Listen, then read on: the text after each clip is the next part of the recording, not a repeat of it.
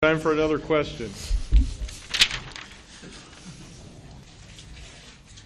Question number 3. Question number 3. Go to your playbooks. All right, question number 3. How would you achieve the job housing balance that is necessary in order to help meet the criteria of the city's general plan? The first one with the opportunity to answer that will be Lori Ender. I kind of addressed this already, but it's partially in the outreach efforts that we're making to bring in companies with high-paying jobs, and the other side of it is to make sure that we're not approving housing unless the builder that's bringing the housing in is also bringing the jobs in to go with it. So we have seen, obviously, a real slowdown in the approval process. I think since I've been on the City Council, I think Vista Canyon Ranch might be the only thing that we have approved, and I know that we ran them pretty hard over and over through the mill in order to get them to the point where we were satisfied with that. So this is really critical. 50% of our population leaves the Santa Clarita Valley to go to work every day. It's contributing to all sorts of issues, traffic and air pollution and carbon footprint and all of that. And it also reduces the quality of life for people who are not home to spend time with their families. So we will keep pushing for that and keep twisting arms anytime somebody wants to come build something here to make sure that they are also looking for the jobs portion of it. Thank you. Okay, the order from here on out for this question, number 2 would be Bob Keller, number 3, John Hatami, and my goodness, the curse upon the moderator has been broken. Then his colleagues, and then Tim Ben Boyson. You probably won't get Bob, your you're time up. this time. Okay, I'll simplify it. Let's get Needham Ranch completed. Let's get that one going. That's about 8,000 jobs for Santa Clarita residents. The goal is two jobs per household. It's not an easily attainable goal, but it is what we need to do. We're not there yet. It was indicated that we're about 50% of our folks leave this valley for employment elsewhere. That's true, but about 6 years ago it was 65%. So we have improved, and it's because we've had some of the industrial commercial centers built. It's unfortunate, ladies and gentlemen, we would have had Needham Ranch a number of years ago, and that was one that was absolutely shut down by the environmentalists. And I hate to see that because a lot of families suffer as a result of that. And that's that project, by the way, that comes off of now Newhall Ranch Road, kind of goes in a westerly direction, wraps around the backside of Eternal Valley and dumps out onto Sierra Highway in that proximity. Along with that was about 400 or 500 acres of open space that would be contributed to the city had that gone through. But again, 8,000 jobs that we have had not been able to fulfill because of that being delayed. And now the economy is kind of got it held up. But these are the things that we have to work against. We have got to continue to do all we can to create jobs here in Santa Clarita, and I think we've discussed that fairly well already. Thank you very much. Thank you, Bob. John Hatami. Number 3. This question affects me, and it affects a lot of my friends. Everybody knows we have more houses than jobs out here. And a lot of people, like myself, have to commute. If we had a courthouse here, a lot of things could happen. 1, it would bring a lot of jobs to the city. 2, we can become our own judicial district, and we wouldn't have to travel outside the city to do jury service. A lot of places around the courthouse would come, a lot of businesses. So that would be really great for a lot of people to have a new courthouse. 2 new police stations would be great. It would help a lot of people here in the city.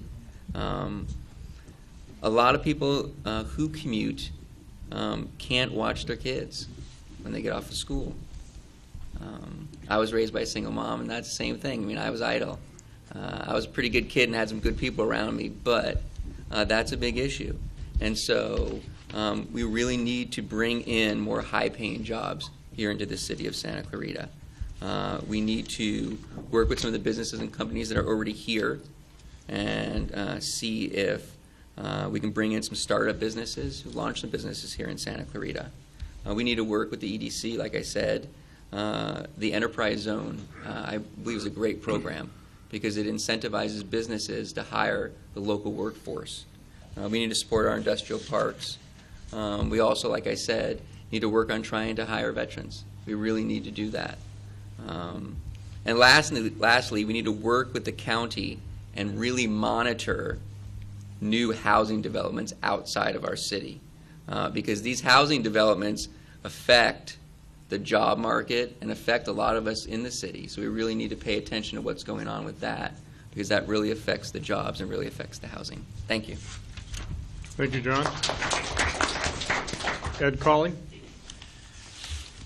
Mr. Tommy talked an awful lot about the potential for creating government jobs. My focus would be on creating private sector jobs. I think that's the most important thing that we can do. And really, as a couple other speakers already mentioned, in question number 10, we talked an awful lot about the economic development and bringing businesses into our community. And we spent a great deal of time talking about that, and I think that is the key. We need to encourage private sector growth, private sector jobs. We need to encourage the higher paying, higher tech jobs that so many of the folks in our community have the skills for. And so it's that kind of a white collar and higher paying jobs that I'd be most interested in attracting into our community. Thanks. Thank you, Ed. Tim Ben? Yeah, the jobs housing balance can only be fixed if you create more jobs or less housing. And that sounds simple, but it doesn't seem simple to the projects that have gone through here. Bob was excellent when he mentioned Needham Ranch, because was going to be all industrial commercial space. It's going to be a lot of manufacturing, light manufacturing in that space. Would have created a lot of high-paying jobs. On the other hand, Mayor Ender mentioned Vista Canyon Ranch. Now, Vista Canyon Ranch did not come up to the jobs housing balance, even the target set by the city. And although Bob did not vote on that project, Mayor Ender did vote on that project along with the other 4 people. And Vista Canyon Ranch has a lot of housing in it, and it's even got commercial space that they have the option to turn into housing if they can't fill the commercial space. It was in a good location to create something that would create high-paying jobs, but that's not happening.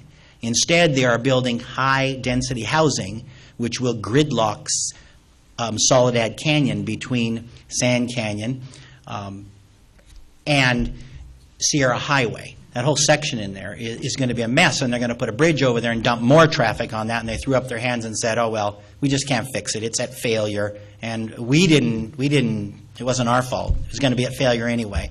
And the city was okay with that. That's not okay.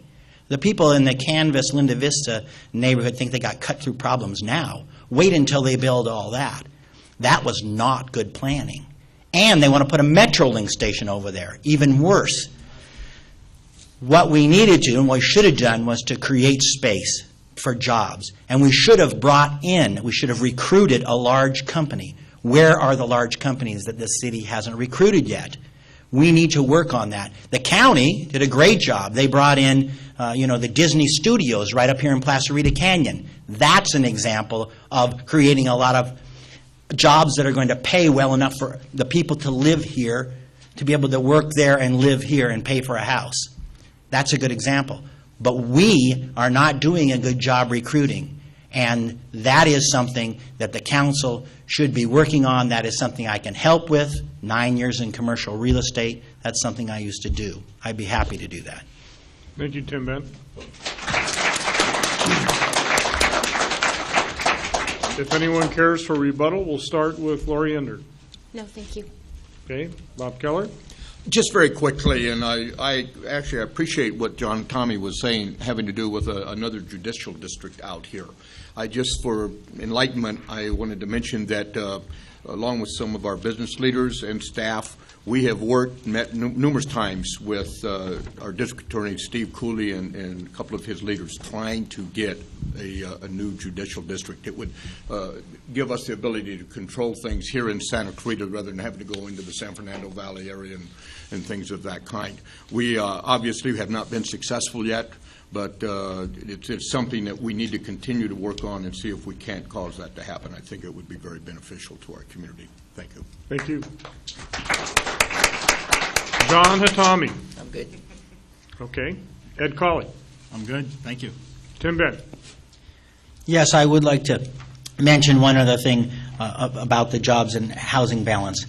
I think that, and it has to do with the recruitment of companies, which I ran out of time on, so I just wanted to say a couple more things, so here goes. What's necessary in recruiting large companies that have good paying jobs is a combination of the organization like the EDC and members that are on the city council, and a place that people are going to be able to come and create businesses that are good for the community. And businesses that are not good for the community, we need to make sure we don't encourage that, because that's going to mean that other businesses won't locate here, like CEMEX, for instance. I mean, if we put CEMEX mine right up the road here, it is going to be a disaster.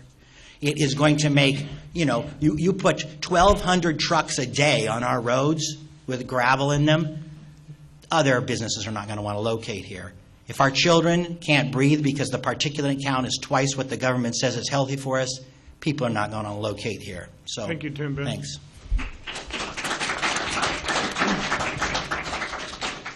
Okay. How you guys holding up? We've been going for about Let's go to midnight. hour and 25 minutes. I think we have time for one more question, and then we'll get on with the closing. Okay?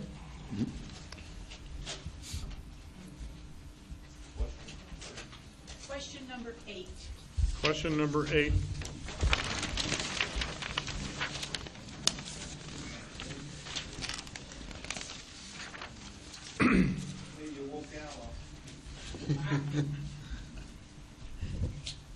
Question number 8. Clearly, it is recognized that being a council member is a job that is difficult and demanding.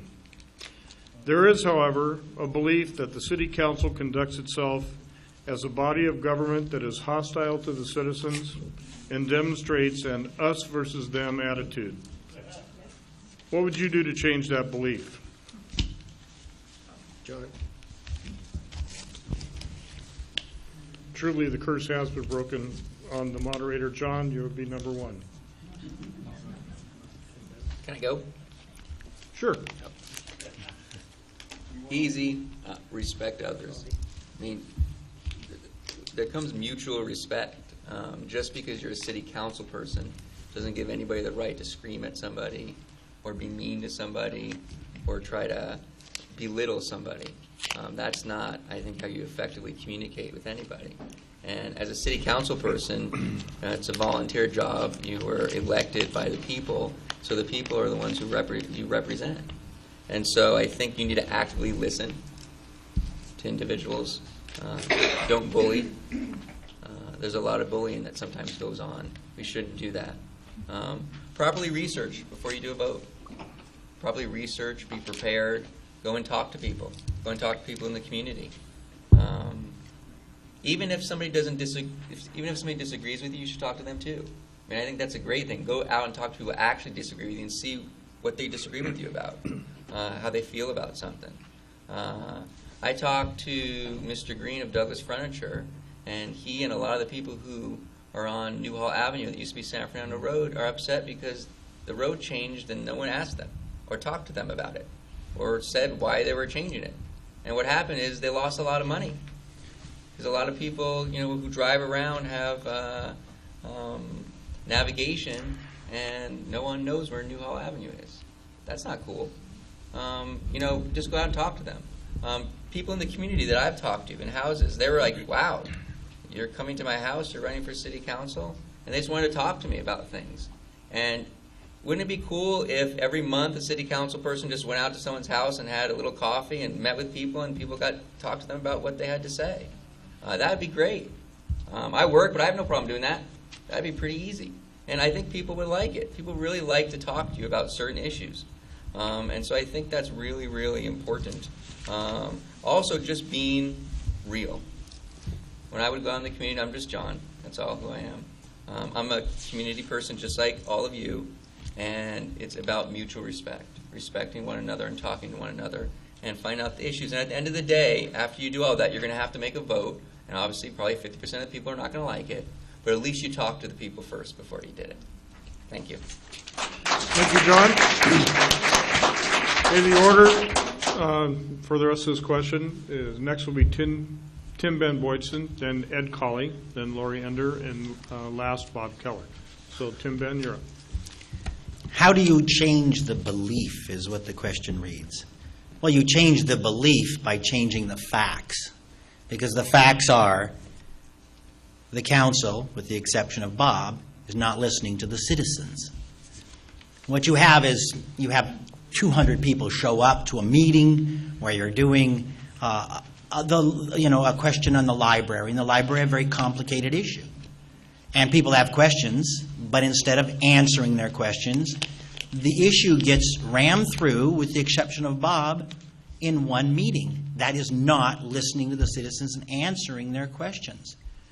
You know, you have 50 people show up, and they're all opposed to the increase in campaign contributions, except Bob. They vote to raise the contributions, and yet there's not a good reason given. So what you need to do is you need to listen to the people. It's that simple. You go out and let me say this. When people come down to the city council, they are not there because it's fun. They are not there for a good time. The people come down to city council because they got a problem. The people that don't have a problem are the other 175,000 out there. They don't have the problem. The government, it's not a business meeting you're running. It's a government. Otherwise, we would just have a corporation run the city. The city is a representation of you, the citizens. So when you come there and you have a problem, they need to listen to what you say and even go out to their neighborhoods like I did time and time again when I was on the council and after I've gotten off the council, find out what their problem was. People call me out of the blue and say, "Can you help me?" And I say, "Sure, I'll try to help you." Because that's your job as a representative, to help them with their problems.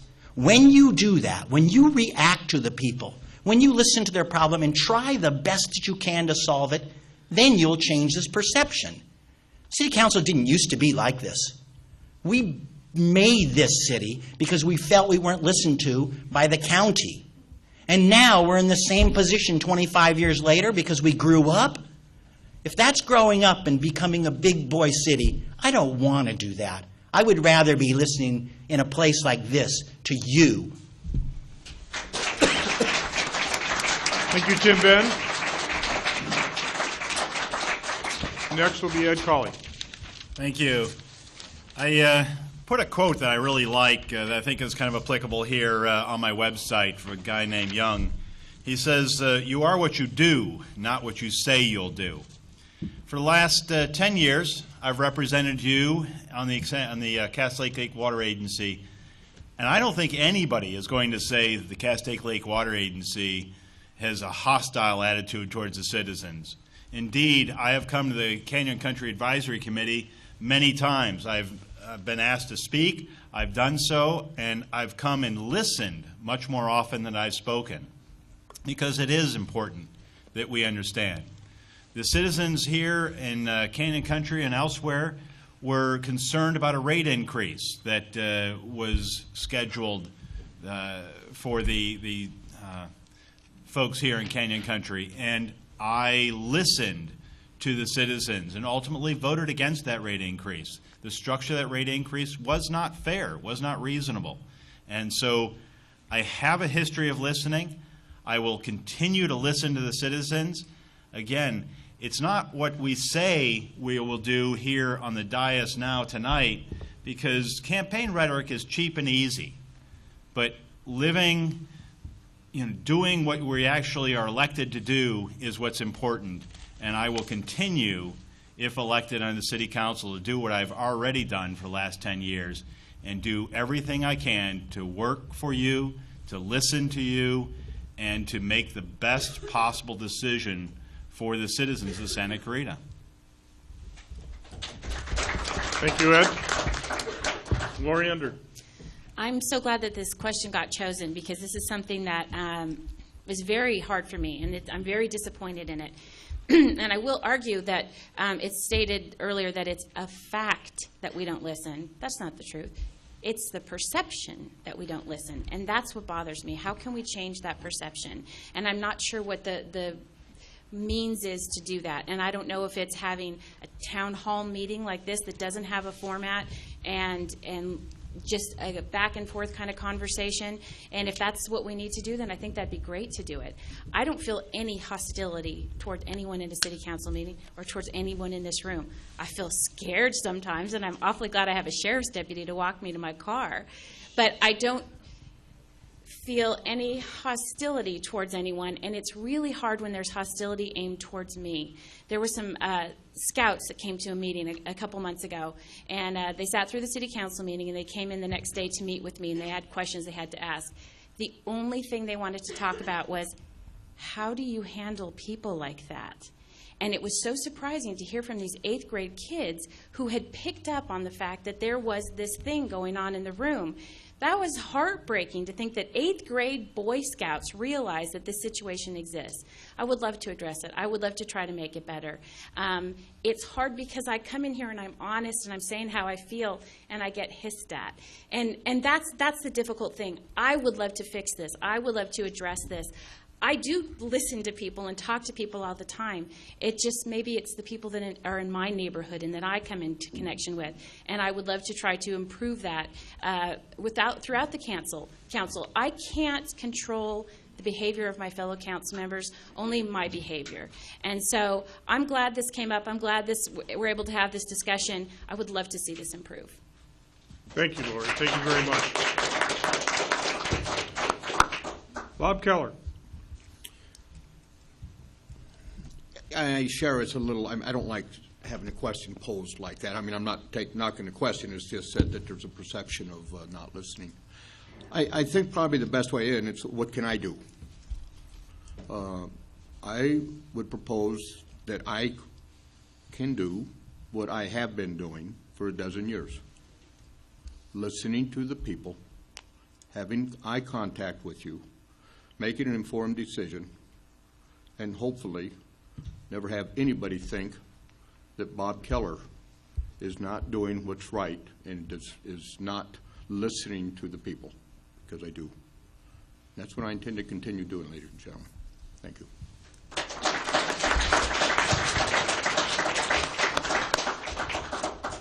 Okay, if anyone cares for any time of rebuttal, we'll start off with John Hatami. He's good? Okay. Tim Ben? Yes, I want to address it.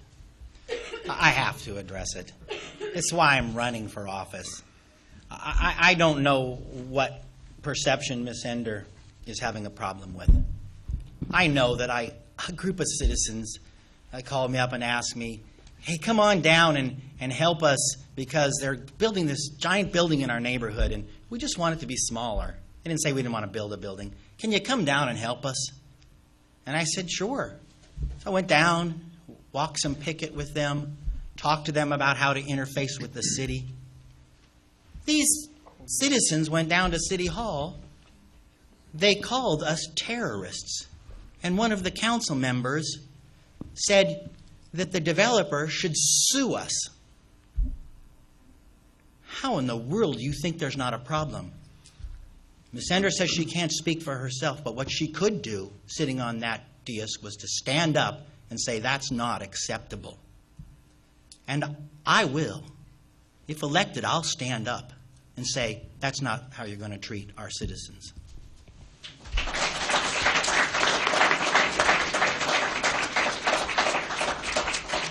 Ed? No, thank you. Lori? Well, I need to. They didn't call the people terrorists. One council member did. I happen to serve on the council with two men who are very outspoken about the things they believe in. I appreciate them both very much, whether or not I agree with them, and I am certainly not going to tell either one of them what they should or shouldn't say. Everybody needs to be responsible for their own words and actions, and I'm very sincere in saying I would like to try to, resolve it. If there are particular issues, I'm more than open to that, and if it's a meeting one-on-one or coming to a group to talk, that's great. I would love it to be an environment of mutual respect. I think that's not too much to ask. Thanks. Thank you. Bob? No, okay. That's going to end our questions. We're just about on time, but I would like all of us to thank the candidates for the last, 1 hour and 18 minutes.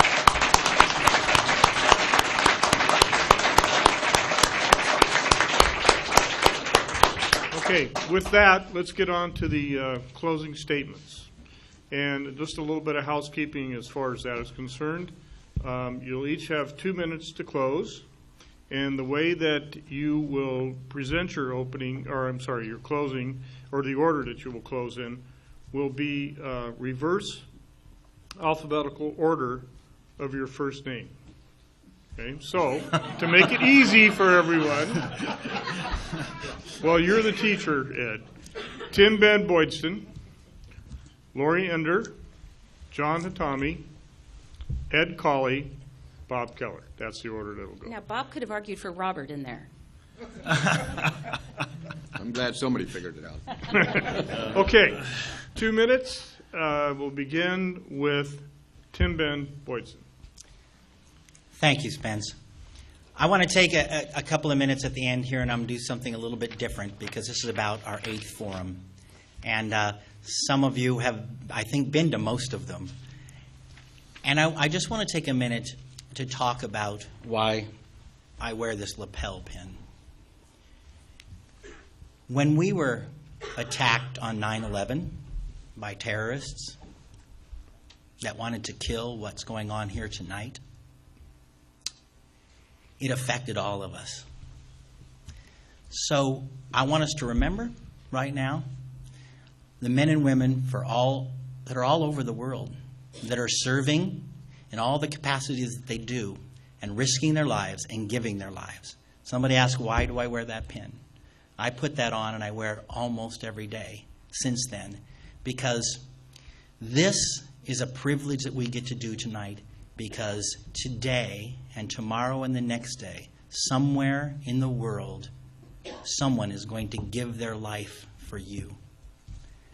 And I think it bears repeating occasionally, because this precious freedom that we have gives us the ability to sit here and talk openly, and for you to pick between candidates that you think will serve you the best on your local represented body here in America. That's our democracy.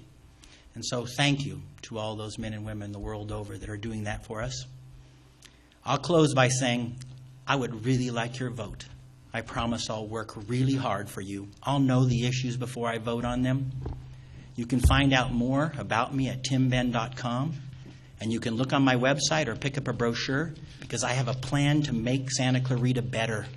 It's a 12-point plan. And if you guys know me, you know that I'm going to do it. Thank you. Thank you, Tim Ben. Lori Ender. Thank you. Well, we are just over a month away from Election Day, and according to the app on my phone, we have 33 days, 11 hours, 18 minutes, and 12 seconds until the polls open. Not that I'm counting.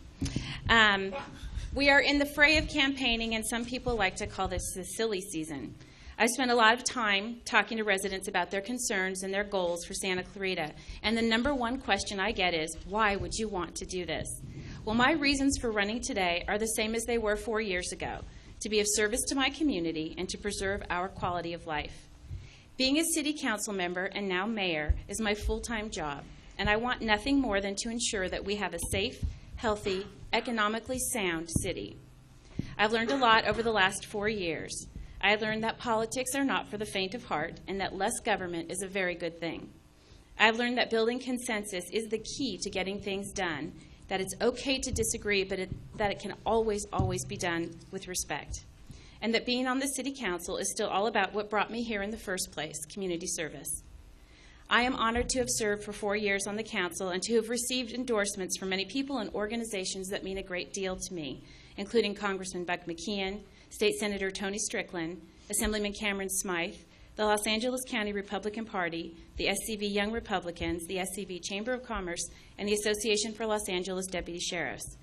I hope you'll take a few minutes to visit my website, loriender.com, and I truly appreciate the opportunity to be here tonight to answer these questions. I ask for your support and your vote. Thank you. Thank you, Lori. John Hatami. Thank you. I'm a deputy district attorney, and I represent the people. And one of the things that I believe in as a prosecutor is integrity. And that means doing what's right, even when people can't see you. And it's all you have as a prosecutor. I have a lot of friends who are deputies, and I work with a lot of them, and they know that. They came to me, and they asked me to run for city council. At first, I was like, yeah, no, I don't want to do that. But they talked to me. They talked about the drug problem that we have here. They know. They talked to me about the fact that somebody was killed in Canyon Country.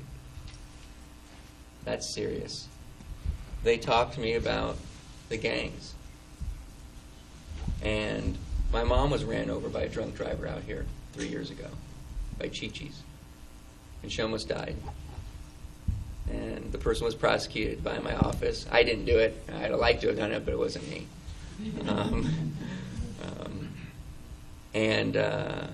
I moved home to take care of her. And victims know what it's like to be a victim of crime. And I love prosecuting criminals, gang members, child molesters. I really do. And I love when I get a guilty, like I just got today in my Long Beach case, and putting away bad people. And I really want to bring that passion here to the city. As a new person with new ideas, I really love Canyon Country, and I love Santa Clarita. And I want to raise a family here, and I want to bring that passion and bring new ideas to the city. So I hope that you vote for me. Thank you. Thank you, John. Ed Colley. Thank you. Thank all of you for coming out tonight. I agree with Tim Ben. I do see a lot of the same faces in the room. I also want to thank Tim Ben for his recognition of the men and women who are out tonight serving us and protecting this freedom that we have in a democracy. I oftentimes point out that I'm very, very proud of my children. My son Alan has served twice, 2 different years on the War on Terror. He's a captain in the Army Reserve. My daughter Carolyn is a disabled Air Force veteran. And of course, 5 years ago, we lost our son, Private First Class Stephen Colley, shortly after he returned from Iraq. So I sincerely do thank you for the recognition of all the folks that serve us. And I do think that's an important point and worthy of a little bit of time tonight. I do ask for your vote. I will tell you sincerely, I'm kind of, you see, what you see is what you get. You've had me represent you here in Canyon Country in Division 1 of the Castaic Lake Water Agency Board of Directors for nearly a decade. I've always been working hard, preparing myself, studying, listening to you. I have indeed, as Mr. Atami suggested, gone out and talked to many different residences, both on the campaign trail and just in general, stopping at the supermarket, wherever it is, and working hard to represent you. And I will not change that. I will stay true to the integrity that is required in public service of representing you and only you, following all the ethical standards that come with that. And I ask that you consider voting for me on Election Day. I ask that you go and look at my website, edcolley.com, to learn a little bit more. Thank you very much. Thank you, Ed. Bob Keller. Thank you. If you don't mind, I'm going to wrap up a couple of things I didn't cover on my opening, and that is things that I'm proud to have been involved with. One of them, ladies and gentlemen, is the creation of the Arts Commission here in Santa Clarita. I think they're doing a phenomenal job for all of our young people and adults alike. I'm very proud to have brought forth the idea of "In God We Trust" on the wall in the City Council chamber. I also am very pleased to have pushed and was successful in getting the Public Safety Committee that we have at City Hall now. I think it was very timely and a benefit to all of us. Something that you don't normally see in a laundry list of accomplishments, but I'm going to mention it to you. It's called City Hall East, and many of you have been there. It's a certain booth in Coco's over here at Sand Canyon and Soledad, and I use that for a very specific reason, to meet with you, citizens, and anybody. You don't have to buy it at a charity event, ladies and gentlemen. All you do is call Bob Keller, and we'll get it on calendar. And I meet with anybody that wants to meet with me, and I will do my best to address the issues that citizens share with me. As we go forward, I'm looking forward to continuing with the Public Safety Committee and doing all we can in that arena. I'm looking forward to working with the seniors. Our senior center is it's old and it's tired, and we need to do better for our seniors in Santa Clarita, and I'm going to push on that. The CMEX issue and the Whitaker Bermite issue still remain out there. Difficult problems we have got to fix. In the back of the room, we have my campaign manager, Sharon Bronson, along with my wife, Kathy, and without their leadership, I'd be helpless out here, I will assure you, but thank you to both of you, of course. And on April the 10th, I ask for your votes. As a matter of fact, absentee ballots are coming out next Monday, so I know many of you vote absentee. I ask for your vote. I ask for you to go to bobkeller.com, and I would be so honored if you were inclined to do so, to add your name to those citizens that have taken time to endorse me. The list now exceeds 500. And with that, thank you very much. Thank you, Bob. Just a minute now. Just a minute. From the moderator standpoint, I wanted to thank each and every candidate for your participation tonight. Thank you for wanting to serve the citizens of the city of Santa Clarita. Your time with us tonight is valued and is most appreciated. For the audience, from this seat, as I looked out while you were listening, everybody was very, very intent. I didn't hear or see a lot of whispering or people conversing with each other. Every candidate was listened to. And I think that really says a lot about us as a city and the citizens of the city. You know, you're coming out, you're participating, your interest and your involvement in the city of Santa Clarita. Thank you for that. And thank you for coming out and listening to what the candidates had to say. And again, to the candidates, good luck to all of you. And everybody go out and vote on April 10th. Thank you for coming. Well, let's give all of the candidates a big hand for being here.